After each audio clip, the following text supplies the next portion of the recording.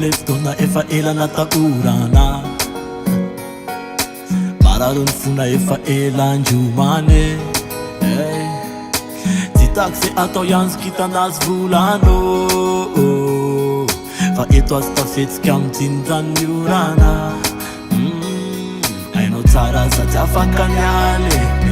misy atao be atidy antana evenao azy atao maiky ananjy niandry kely tsy afaka natao ve zao tsy haiko ndrefinao any re raka ansaiko sanandro manotany iandranao sanandranana tinao mba valeo ze tena tinao valeo fiainako mitsiny tsy misy anao tsy mety anaraka anao afaresy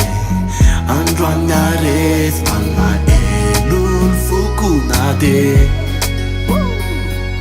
tsy teny amtare tsy koziko amtare anatiko any marare atiza marare ravantomane snaisina destafatsano natane fefanampiombana kosa zao azy fatoranao zane kamiandre enao viwave domolese tena miangave dombanarakai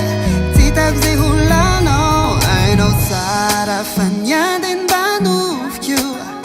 raha tia ianao de tsy mahazo manda fa mandra-piandry isanandro matsarova na de haiko marobe ireo fankampana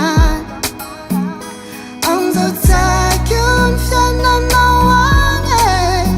zay raka ansaiko za tsy te anontany ho avy anao sanomboka anadino aho mba valio zay tena tinao valio fiainako mitsiny tsy misy anao tsy mety anavitranao za resy androany aresy malahelony fokonade tsy teny amtare tsy teny am fiainako fa natoko any manjare natoko any manjare bavalio bavalio amizao tsaiky ny fiainanao agny zay raka ansaiko za tsy te anontany ho avy anao sanomboka anadino aho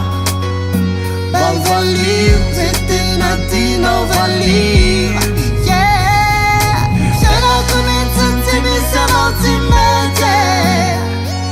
anavitranao za resy androany aresy malahelony fokonade tsy teny amtare tsy teny am fiainako fa natoko any marare Prod by LT Sound.